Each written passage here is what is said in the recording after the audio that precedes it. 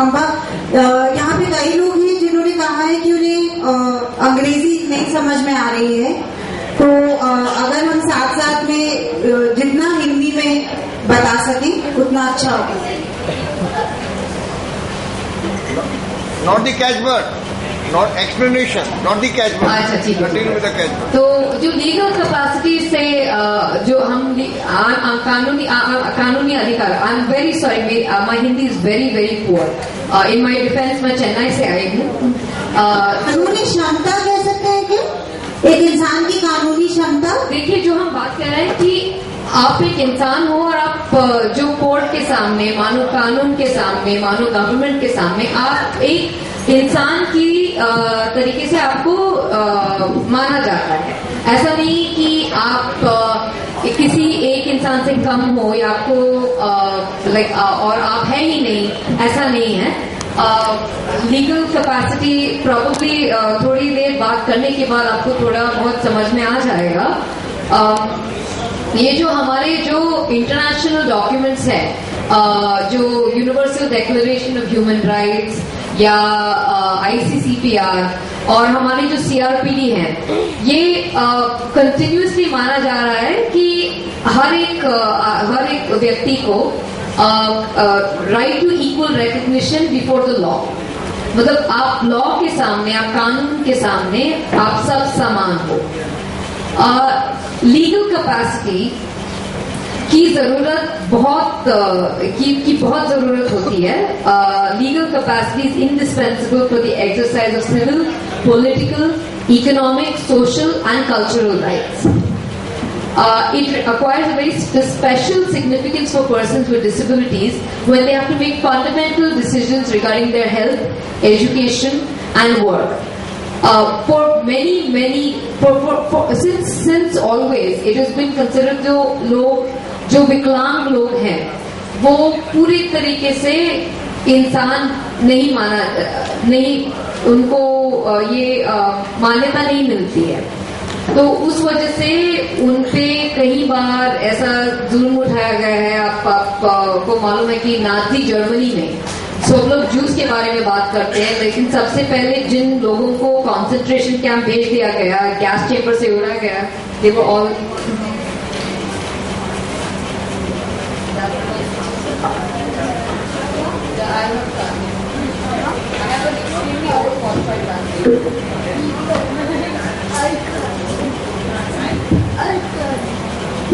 Okay, excellent. Okay, so अंग्रेजी में बात करेंगी और मैं उसका सार जो है आपको हिंदी में बता दूंगी। So then I was okay. I'll just move on to the next.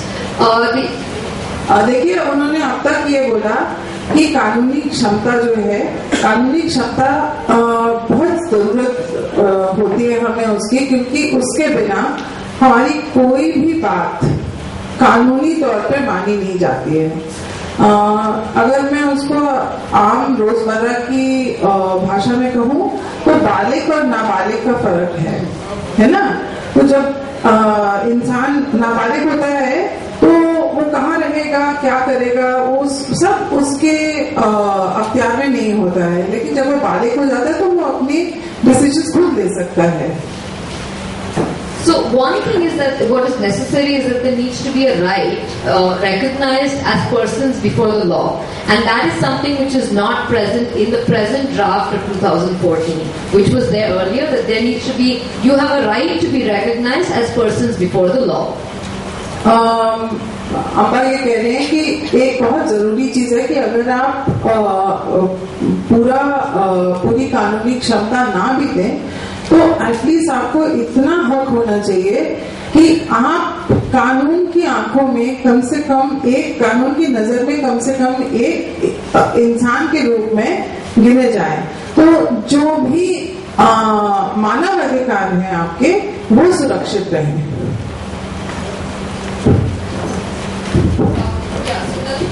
So the second is that you need a right to decision making with support and if and when required. So when you're making decisions, if you need some support to make these decisions so that you make them in the best possible way, you need to be given that support.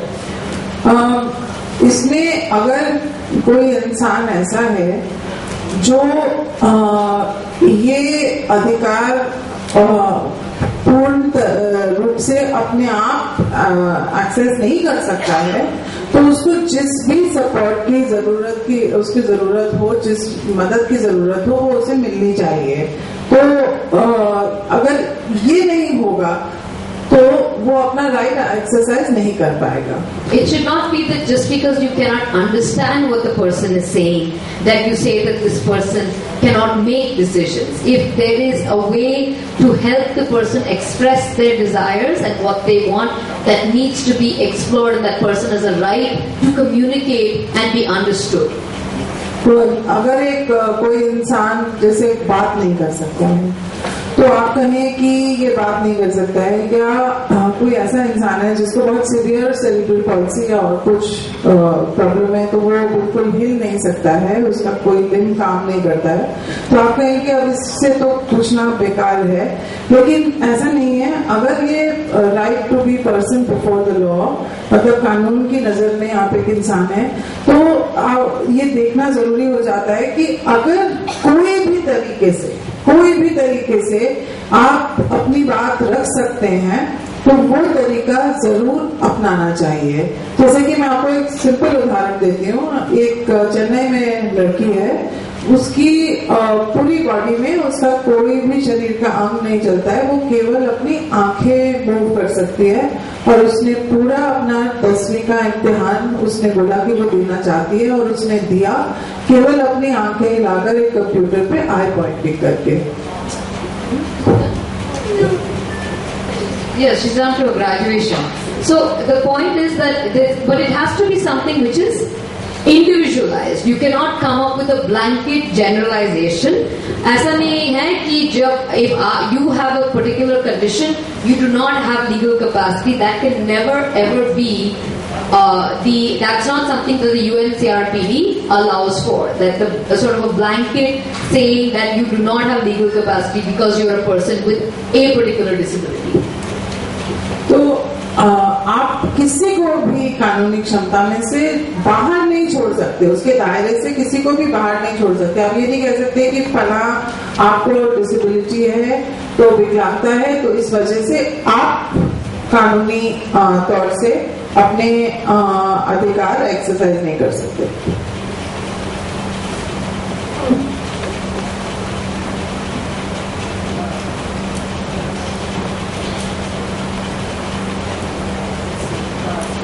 So, under the UNCRPD, there are two aspects. One is recognition of the law, and the second is safeguards.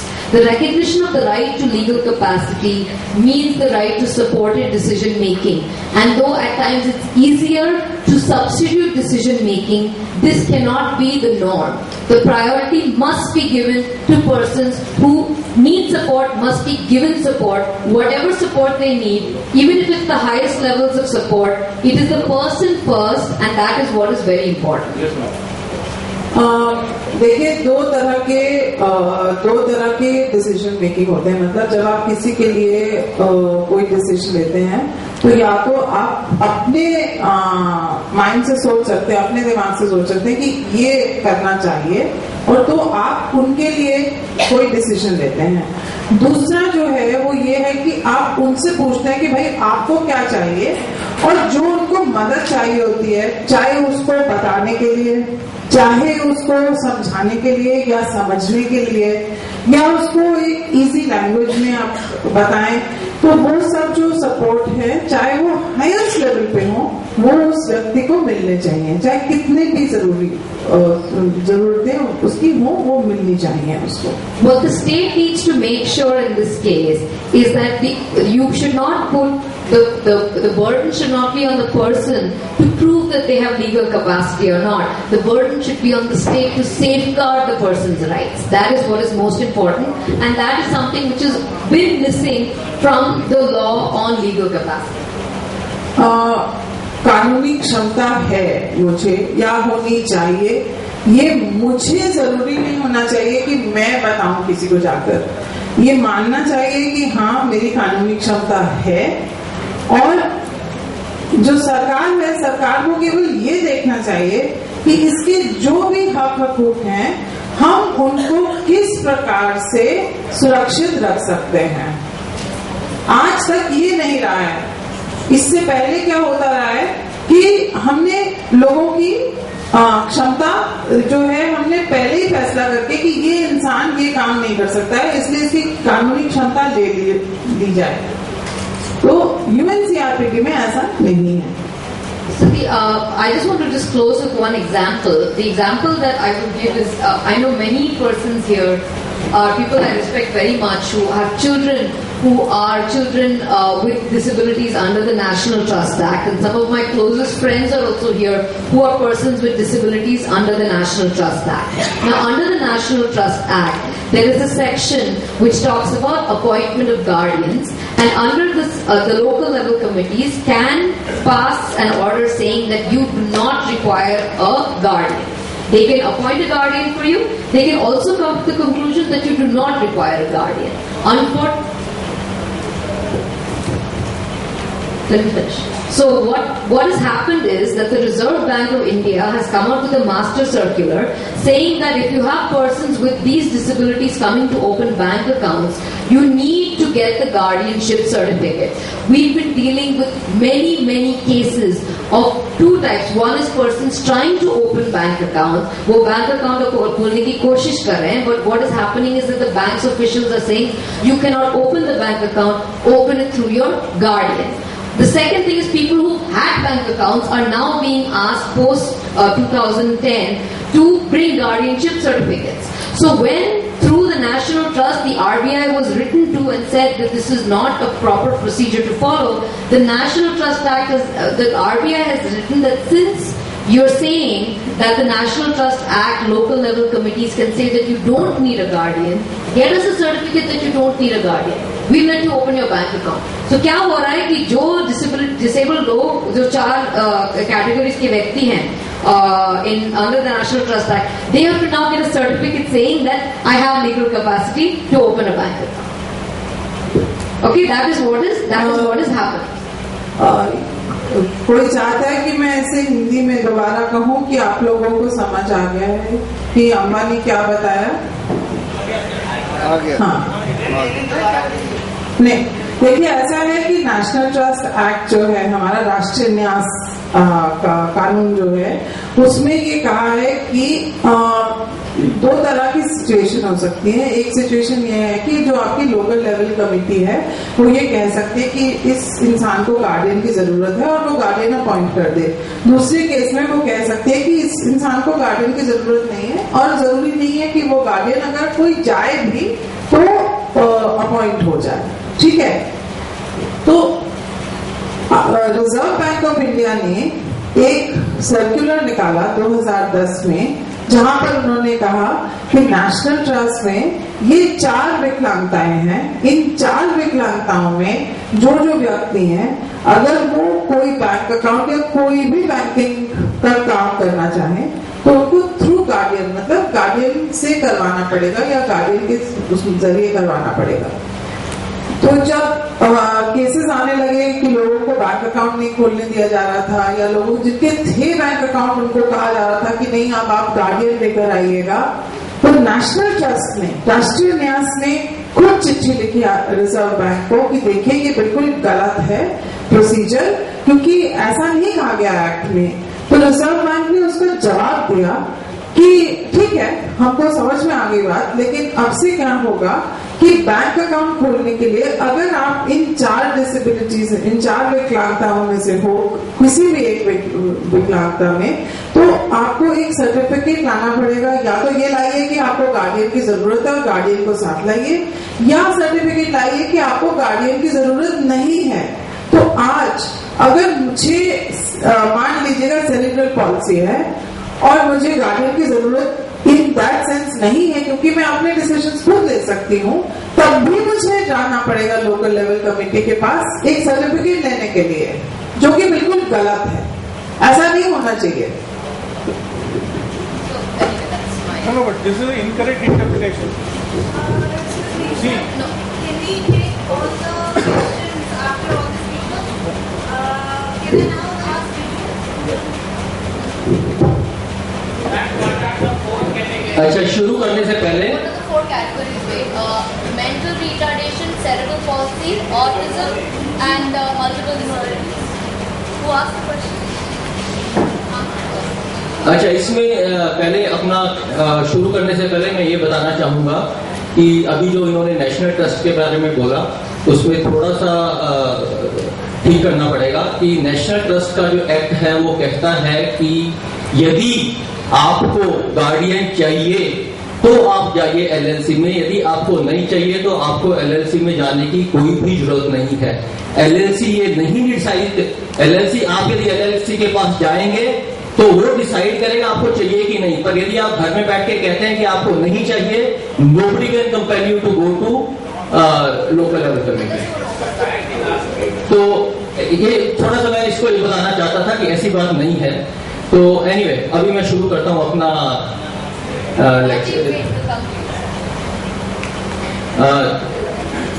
अच्छा, ऐसे है कि आप देखेंगे कि यहाँ पे सभी विकलांग बैठे हैं, सब categories are represented. There is one category, एक ऐसी विकलांगों की कैटेगरी है जो आपके अंदर रिप्रेजेंटेड नहीं है, और वो है जिनको हम मानसिक विकलांग बोलते हैं।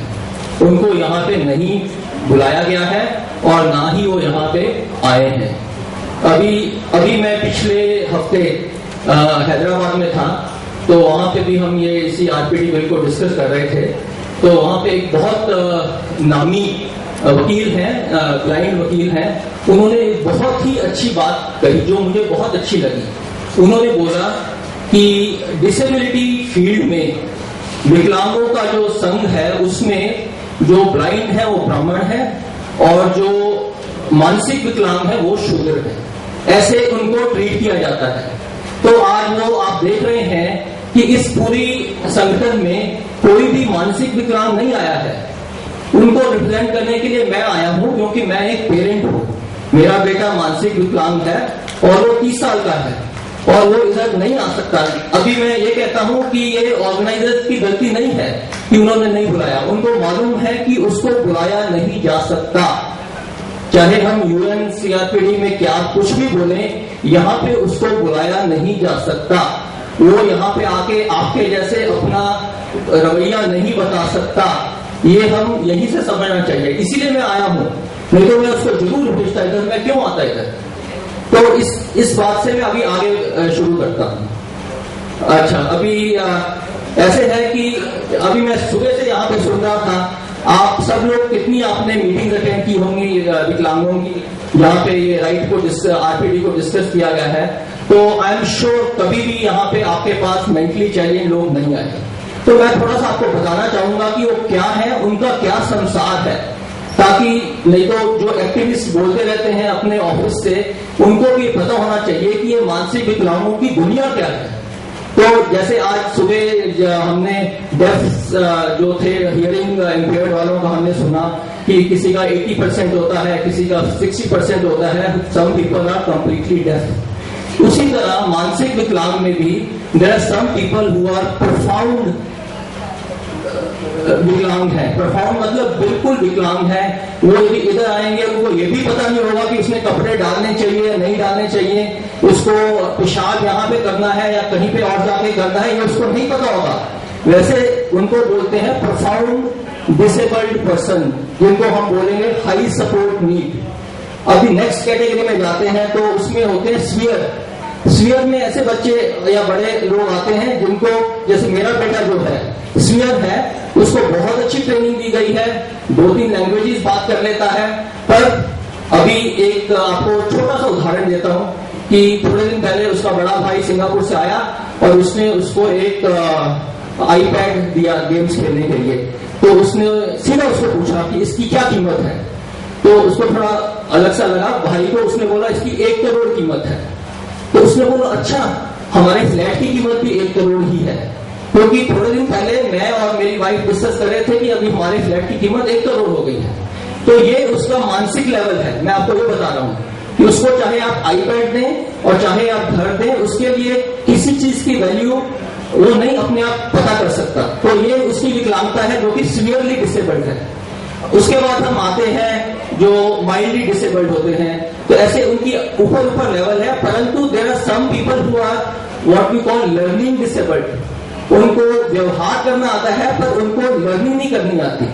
जनरली क्या होता है कि ऐसी मीटिंग्स में उन्हीं को लाया जाता है एज ए सेल्फ एडवोकेट और बताया जाता है कि ये लोग अपना डिसीजन ले सकते हैं, इनको मालूम है कौन सी कलर की शर्ट डालनी है, मेरे जूते पॉलिश करने हैं कि नहीं और कैसे घूमना है।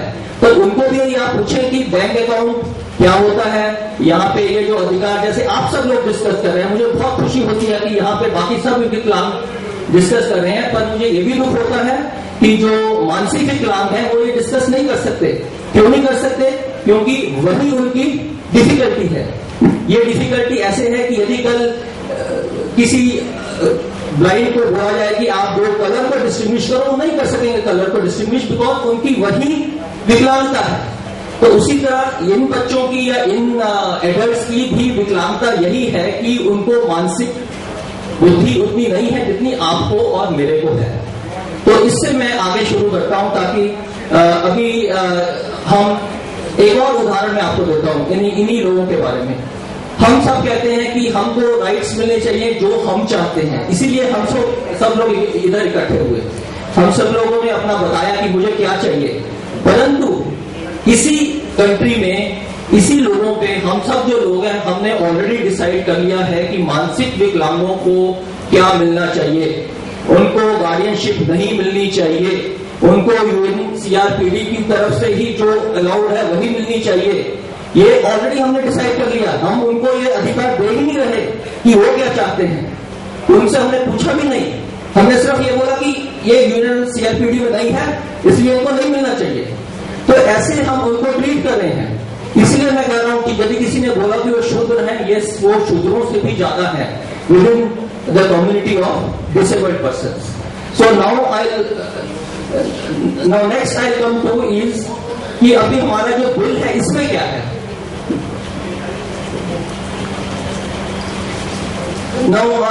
अच्छा, इस बिल में मुझे ये जो अभी आरपीडी बना है इससे कोई भी गिला या शिकवा नहीं है, क्योंकि इस बिल में ये बताया गया है कि जो नेशनल ट्रस्ट एक्ट है जिसमें उनको गार्डियनशिप दी गई है उसको नहीं निकाला जाएगा। इस बिल में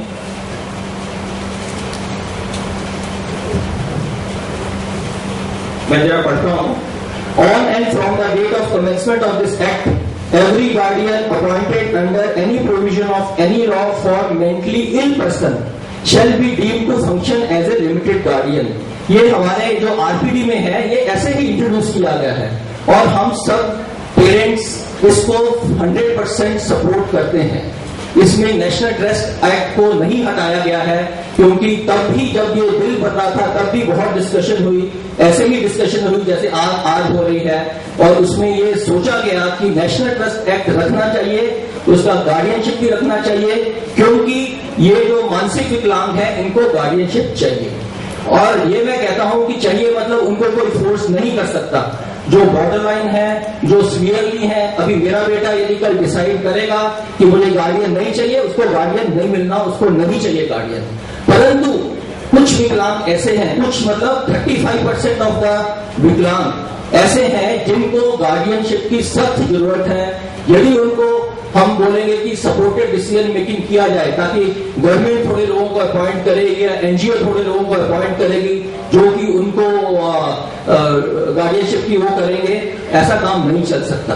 ये जो सीआरपीडी जो बना है ये सब बाहर के कंट्रीज ने मिला के बनाया है, इंडिया ने भी उसको साइन किया है, परंतु बाहर के स्पेशली जो डेवलप्ड कंट्रीज हैं वहां पे फैमिली बॉन्डिंग कम है पर सोशल मॉरल बहुत ज्यादा है। हमारे कंट्री में फैमिली बॉन्डिंग बहुत है परंतु सोशल मॉरल्स बहुत कम है। हम 137वें नंबर पे आते हैं जब हमारे करप्शन की बात होती है, 137वें नंबर पे। तो सोचिए कि ऐसे करप्शन में यदि हम उनको एक ऐसा दे दें कि सपोर्टेड डिसीजन मेकिंग गवर्नमेंट 4 आदमियों को अपॉइंट करेगी कि इनके लिए आप डिसीजन करो, तो क्या होगा? मेरे बाद मेरे बेटे को जिसके नाम पे मैं वो घर छोड़ के जाऊंगा तो क्या होगा? तो इसी रवैये से मैं बंद करूंगा कि हम इस एक्ट से बिल्कुल we are very happy about it because this is keeping the national trust and it should be kept. Now another thing I want to say, एक थोड़ी सी एम्बिग्यूटी ये है कि नेशनल ट्रस्ट में they have also included CP. Now there are CPs cerebral palsy जो कि मानसिक विकलांगता होती है 30% में, बाकी 70% में नहीं होती है. जो 70% तो नहीं होती है उनको बिल्कुल गार्डियनशिप की जरूरत नहीं है. बिल्कुल जो 30% में है उनको भी डिसाइड करना है कि उनको चाहिए कि नहीं. सो ये जो गार्डियनशिप है, this is to be decided by the person himself whether he requires a guardian और not. But if he decides, if he is unable to decide and then his parents decide, I don't think it can be denied to him. That is what is his legal capacity. उसकी विकलांग की legal capacity ये नहीं है कि वो court में जाके अपना केस दर्ज कर सकता है. नहीं, उसकी इतनी ही लीगल कैपेसिटी है कि उसको अपना लीगल कैपेसिटी करने के लिए किसी आदमी की जिसकी जरूरत है वो मिले. Before that, I just want to clarify something regarding legal capacity because ये कानूनी क्षमता को लेकर ना लोगों के माइंड में बहुत सारे एक तो सवाल भी हैं और गलत धारणाएं भी हैं. तो मैं थोड़ा सा क्लैरिफाई करना चाहती हूँ कि देखिए कानूनी क्षमता जब हम कहते हैं तो हम ये नहीं कहते कि एक इंसान जिसके पास कानूनी क्षमता है वो हर एक चीज अपने खुद के दिमाग से सोचकर खुद डिसीजन लेकर उसे आगे चलाए. हम रोजमर्रा की जिंदगी में जिन लोगों के पास कानूनी क्षमता होती भी है, हम कई बार क्या करते हैं, हम पावर ऑफ अटर्नी लिख देते हैं तो हमारे लिए कोई और डिसीजन लेता है. हम कई बार कुछ ऐसे काम है जैसे कोई चार्टर्ड अकाउंटेंट है हम उसको दे देते हैं, या वकील है या डॉक्टर है हम उसके हाथ में डिसीजन दे देते हैं कि भाई आप बताइए हमें क्या करना चाहिए. लेकिन ये हमारी मर्जी से होता है. तो जब हम कानूनी क्षमता की बात करते हैं और हम उसको जोड़ते हैं मानसिक विकलांगता या मंद बुद्धि से, ऑटोमेटिकली हम ये सोचते हैं कि इस इंसान के पास कानूनी क्षमता नहीं है तो वो कुछ भी कहता रहे. वो कहे कि मुझे चाय पीनी है लेकिन हम उसको कॉफी ही देंगे क्योंकि हमें लगता है कि उसे कॉफी पीनी चाहिए. तो इसलिए यहाँ से लेकर एक चाय कॉफी के मुद्दे से लेकर और वो कहाँ रहेगा, क्या पहनेगा, पढ़ाई करेगा नहीं करेगा, बाहर जाएगा नहीं जाएगा, किससे बात करेगा नहीं करेगा, ये सब जो होते हैं ना मुद्दे, ये उसकी क्षमता के बाहर माने जाते हैं. और कानूनी क्षमता का मतलब है कि ये सब उसकी क्षमता के अंदर माने जाने चाहिए. वो जो चाहता है उसकी बात सुनी जानी चाहिए और उसके बाद ही कुछ फैसला लिया जाना चाहिए. There's the amendments which have been suggested by the Ministry of Social Justice and Empowerment, which were circulated. I'll just read that out. Section 13, notwithstanding anything contained in any other law for the time being in force, on and from the date of commencement of this act, where a district court or any designated authority as notified by the state government finds that a person with disability who had been provided adequate and appropriate support but is unable to take legally binding decisions may be provided further support of a limited guardian to take legally binding decisions on his or her behalf in consultation with such person in such manner as may be prescribed by the state government. Then it's provided further that the district court or designated authority may grant total support to the person with disability requiring such support, or when the limited guardian has to be granted limited guardianship has to be granted repeatedly, and the decision regarding the support to be provided may be reviewed by the court or designated authority.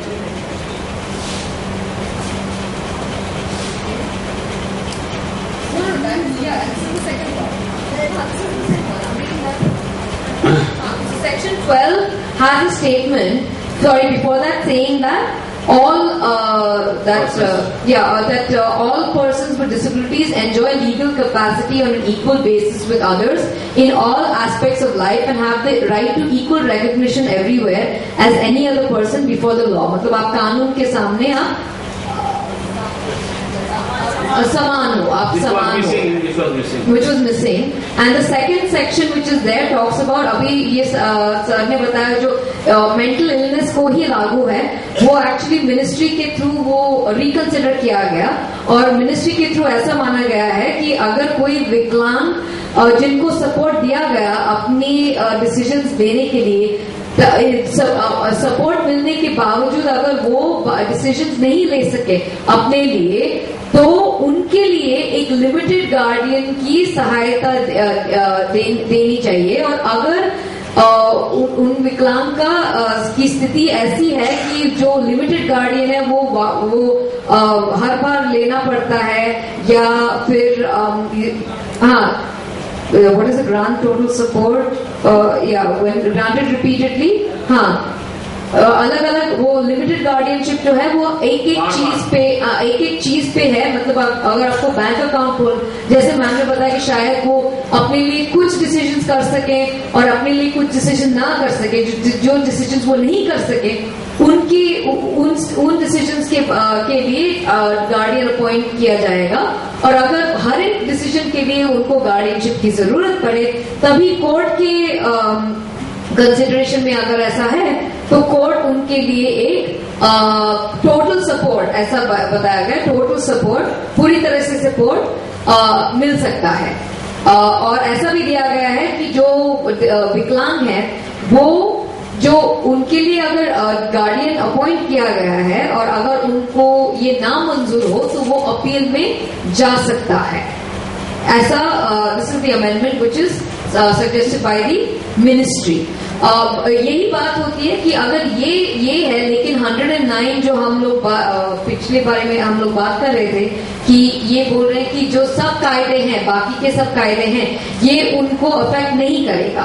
तो शायद ऐसा भी हो सकता है, मैं जिस आपको डिस्कशन के लिए मैं ओपनिंग दे रही हूँ, कि ऐसा भी हो सकता है कि जो नेशनल ट्रस्ट की विकलांग है उनके लिए नेशनल ट्रस्ट ही लागू होगा, और जो मतलब और वो 4 डिसेबिलिटीज है, तो बाकी के 15 डिसेबिलिटीज जो बिल के अंदर हैं उनके लिए ये प्रोविजंस लागू किया जाएगा। That's just a discussion point. एक और ऐड करना चाहता हूँ जो अभिनंदा जी ने कहा, ये केवल नेशनल ट्रस्ट के लिए बात नहीं है। अगर 109 इसके साथ हम पढ़ेंगे लीगल कैपेसिटी को, तो इंडियन कॉन्ट्रैक्ट एक्ट जहां आपको डिस्क्वालीफाई करता है to be a competent party to contract, किसी संविदा करने के लिए, समझौता, किसी एग्रीमेंट को करने के लिए आप सक्षम हैं या नहीं है, उसमें जो डिस्क्वालिफिकेशंस हैं वो भी ओवरराइड करेंगी।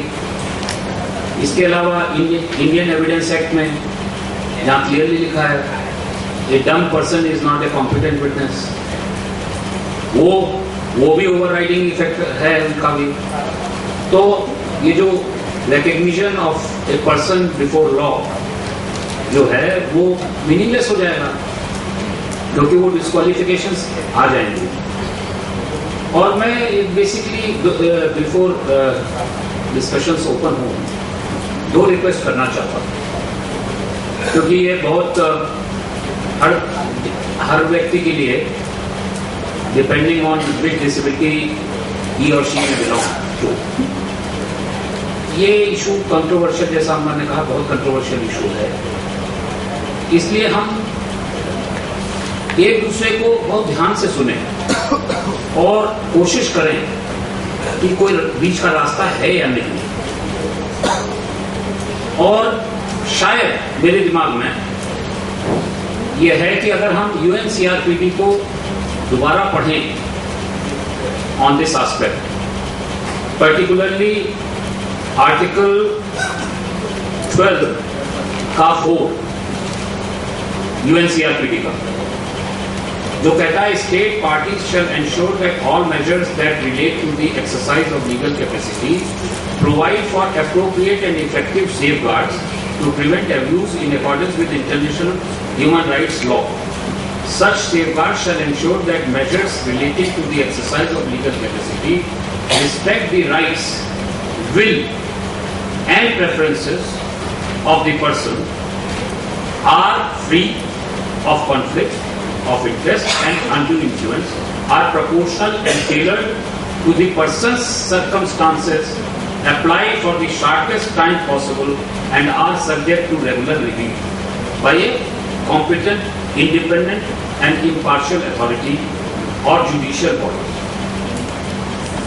मैं समझता हूं अगर इसका एक एक शब्द ध्यान में रखकर हम अप्रोच करेंगे तो मुझे लगता नहीं कि हम कोई बीच का रास्ता निकाल ना सके। एक तरफ वो लोग हैं जो वास्तव में पूरी तरह सक्षम हैं एट ए गिवन टाइम, जो डिसीजंस ले सकते हैं। एक तरफ वो एक्सट्रीम केस हैं जिसका रेफरेंस कर्नल साहब दे रहे थे, जहां पर प्रोबेबली अभी उस स्टेज पे वो लोग नहीं, उनके इंटरेस्ट को भी प्रोटेक्ट होना है, दोनों के इंटरेस्ट और राइट्स को प्रोटेक्ट करना है। असल में प्रॉब्लम ड्राफ्टिंग की यह है कि टोटल बिल में मैं केवल बता रहा हूं ताकि डिस्कशन ये ना हो। ऐसे आप केवल डिस्कशन करवाना चाहें करवा लें, रास्ता ना निकले क्या फायदा होगा? No I am only saying, आपने जो बात कही ना उसको सप्लीमेंट करने के लिए, इसलिए इस कोर को ध्यान में रखते हैं और इससे कोई रास्ता निकालने की कोशिश करें बस। Thank you very much, sir. I'll pass the mic to Nilesh now.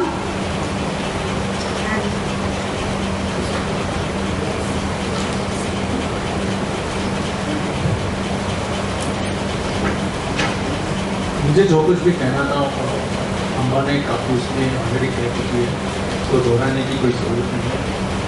एक बात मैं ज़रूर कहना चाहूँगा कि ये जो 2014 की जो एक्ट है और उसमें एक कहा गया है कि डिसेबिलिटी ऑफ डिस्ट्रिक्ट लेवल पे कमेटी बनेगी।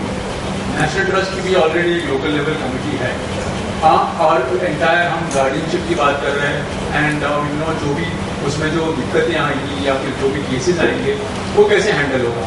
एंड अभी जो 2014 में जो अमेंडमेंट भी सजेस्ट किया गया है इसके बाद तो ऐसा लगता है कि completely guardianship person with disability act में आ जाएगी। तो how does one reconcile that and problems अगर क्रिएट करेंगे तो कौन करेगा?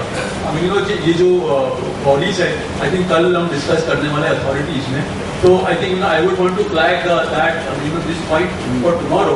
आई think this needs to be reconciled and the entire thing of mental health act also you have this entire thing of advanced directives की बात की जाती है एंड ये एक्ट कहता है कि support will be provided and will be thought about कि कैसे करेंगे क्या करेंगे। तो ये तीनों एक्ट को कैसे रिकंसाइल करेंगे? ऐसा नहीं होना चाहिए कि हम डिसेबल्ड जो है खास करके हमारे जैसे जो सेरेब्रल पॉल्सी है त्रिशंकु ना बन जाए, ना कहीं यहाँ भी है ना वहाँ भी है। एक इसको उनको देखना पड़ेगा। आई थिंक मैं इसे ज्यादा नहीं कहूँगा क्योंकि ऑलरेडी कह चुके हैं। Thank you.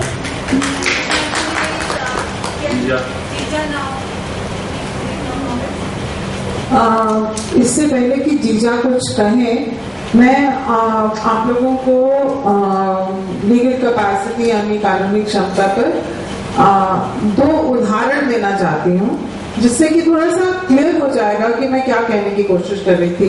देखिए एक केस था, कनाडा का केस है ये, क्लार्क वर्सेस क्लार्क। तो एक लड़का था जस्टिन क्लार्क, ये केस उसके फादर ने उसके अगेंस्ट फाइल किया था और तो वादी प्रतिवादी जो थे बाप बेटा थे।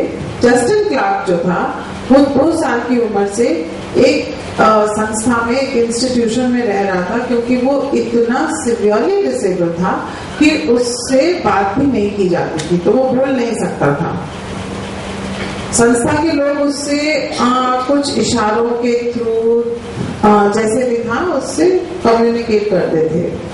जब जस्टिन क्लार्क 18 साल का हुआ तो उसने संस्था में जो उसके साथ काम करते थे उनको कहा कि मैं संस्था में नहीं रहना चाहता, मैं बाहर रहना चाहता हूँ समाज में और मैं अपने घर में रहना चाहता हूँ।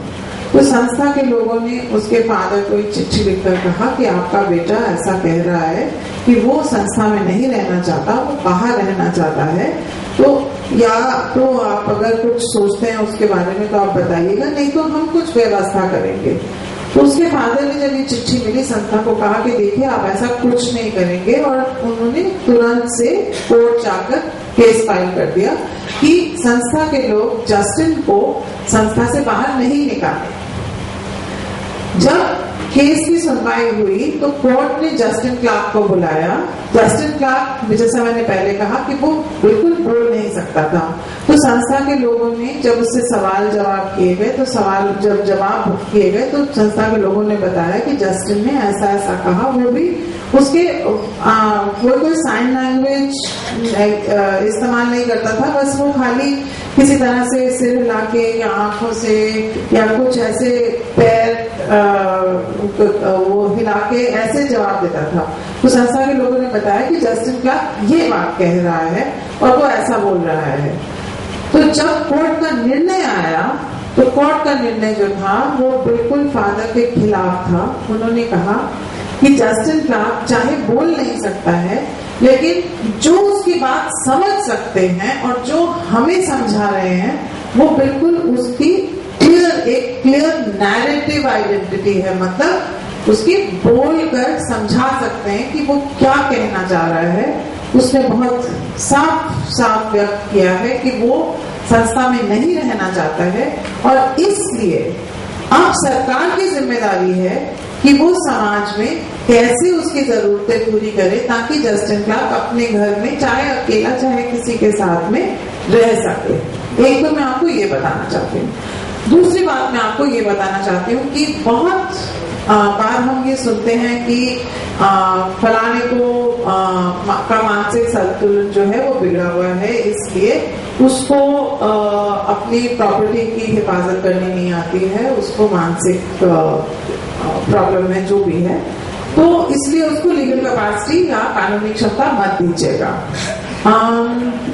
जो सेकेंड वर्ल्ड वॉर हुई थी उसके बाद इंग्लैंड में क्या हुआ था कि बहुत सारी ऐसी औरतें थी जो काफी जवान थी, कुछ के पास छोटे छोटे बच्चे भी थे, कुछ के पास थोड़े बड़े बच्चे, कुछ बच्चे नहीं थे।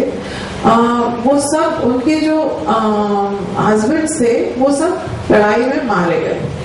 तो वो विडोज जो थी वो बहुत सारी ऐसी थी, उनको कुछ इंश्योरेंस के पैसे मिले, कॉम्पेंसेशन जो भी मिला, तो घर थे, मकान थे, उनके पास प्रॉपर्टी थी। तो क्या हुआ कि नजर आया कि लोग जो कुछ बदमाश थे वो क्या करते थे कि ऐसी औरतों को ढूंढकर उनसे शादी का नाटक करके या वाकई शादी करके उनसे पावर ऑफ अटर्नी लेकर और उनकी सारी प्रॉपर्टी को हड़प करके और चलते बनते थे।